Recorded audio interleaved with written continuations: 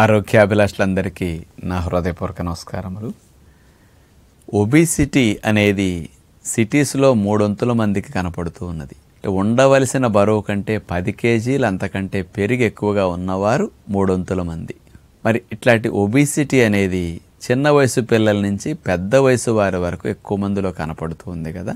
మరి వీళ్ళలో ఏమి జరిగినట్టు శరీరం పెరగటానికి అని ఆలోచిస్తే, తీసుకున్న ఆహారాలు అవసరానికి మించి ఎక్కువైనప్పుడు ఎక్కువైన ఆహారాలన్నీ కొవ్వుగా మారిపోతుంటాయి. ఈ కొవ్వు వెళ్ళి కొవ్వు కణాల్లో పేరుకుని స్టోర్ అవుతుంది. ఈ కొవ్వు కణాల్లో కొవ్వు పేరుకునే కొద్దీ కొవ్వు కణం సైజు పెరుగుతుంది. దాని సైజు పెరిగే కొద్దీ మన సైజు పెరుగుతూ ఉంటుంది అన్నమాట.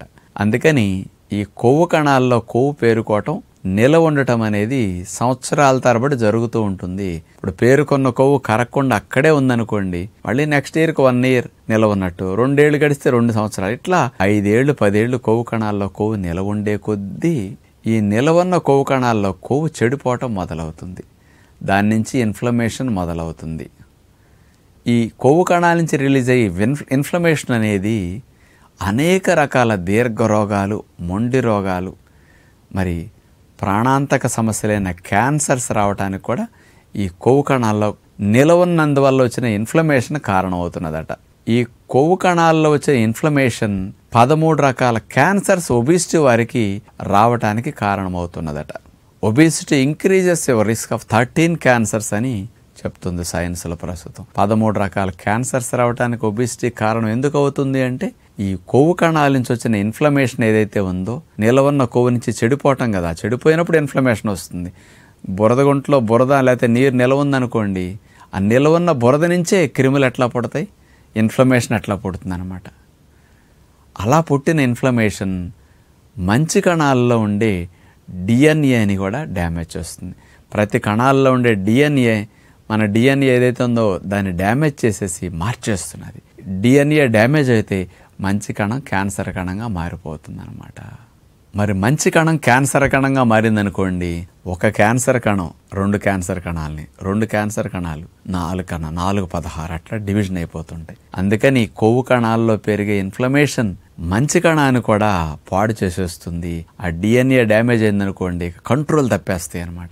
డిఎన్ఏ బాగుంటే ఎప్పుడు కణం చనిపోతున్నది, దాని ప్లేస్లో ఎప్పుడు కొత్తది ఎన్ని కణాలు పుట్టాలి అన్నీ తయారవుతుంటాయి. లెక్క ప్రకారం కరెక్ట్గా వస్తాయి. ఏ షేపులో తయారవ్వాలి కరెక్ట్ ఆ షేపులో వస్తాయి అనమాట.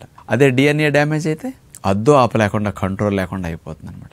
పిచ్చుకొక్క వెర్రి బట్టి అట్లా అద్దు ఆపు లేకుండా అన్నిటి తిరుగుతూ ఖర్చేస్తూ ఉంటుంది.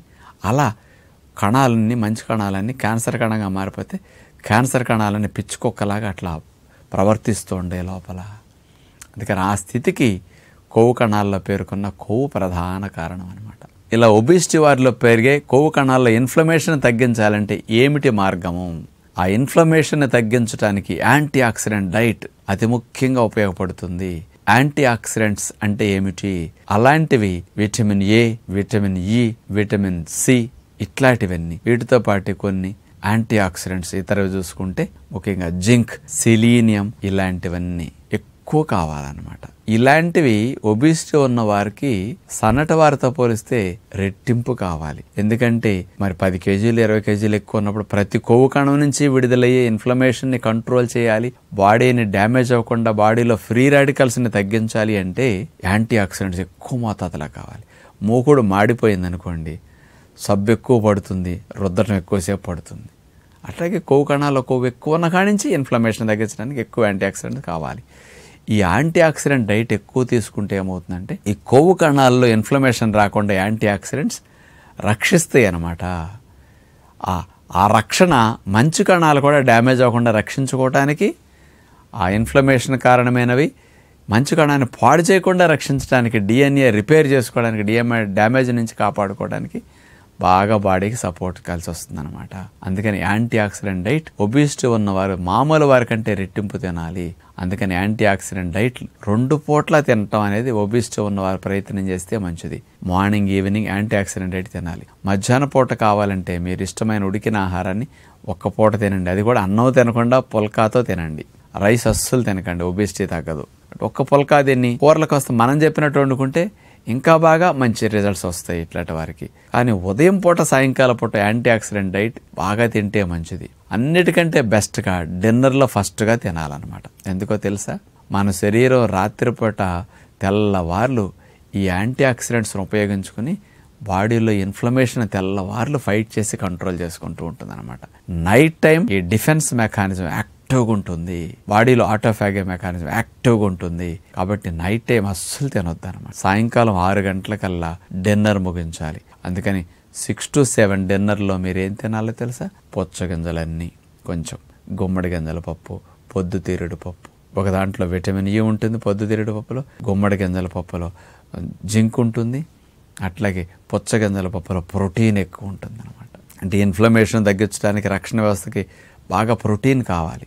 అందుకని ఇవన్నీ ఇట్లాంటి పప్పులో 3 పెట్టుకుని 4 పెట్టుకుని ఇవి తినేసి ఫ్రూట్స్ ఎక్కువ తినండి. అట్లాగే ఇన్ఫ్లమేషన్ తగ్గించడానికి ఒమేగా బాగా ఎక్కువ ఉన్నది చియా సీడ్స్లో. ఆ చియా సీడ్స్ కూడా నానబెట్టుకుని పెట్టుకోండి సాయంకాలం పూట. ఇలా పెట్టుకుని సాయంకాలం ఎర్లీ డిన్నర్ ఇవి ఫ్రూట్స్ తిన్నారంటే మంచిగా కొవ్వు కణాలు ఇన్ఫ్లమేషన్ తగ్గుతుంది, బాడీలో యాంటీ ఆక్సిడెంట్స్ బాగా ఉండి మిమ్మల్ని డిఎన్ఏని డ్యామేజ్ అవ్వకుండా రక్షిస్తుంది అనమాట. ఈవినింగ్ డిన్నర్ తినడానికి 1 గంట ముందు ఏదైనా జ్యూస్ కానీ చెరుకు రసం కానీ త్రాగండి.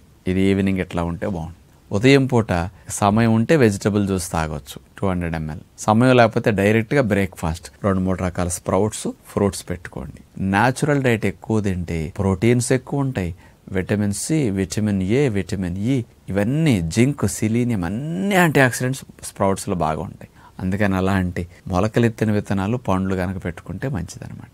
రోజులో 60-70% ఇట్లా న్యాచురల్ ఫుడ్ మార్నింగ్ ఈవినింగ్ తీసుకుంటే ఒబిసిటీ ఉన్న వారి సెల్స్ క్యాన్సర్ కణంగా డిఎన్ఏలో మార్పు రాకుండా రక్షించుకోవడానికి మంచి డైట్ ప్లాన్ అనమాట.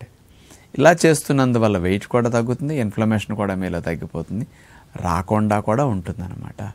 కాబట్టి ఆరోగ్యకరంగా వెయిట్ లాస్ అవ్వడానికి డైట్ ప్లాన్ ఎట్లా పెట్టుకోండి, కాస్త మంచినీళ్ళు బాగా త్రాగండి, వ్యాయామం బాగా చేయండి.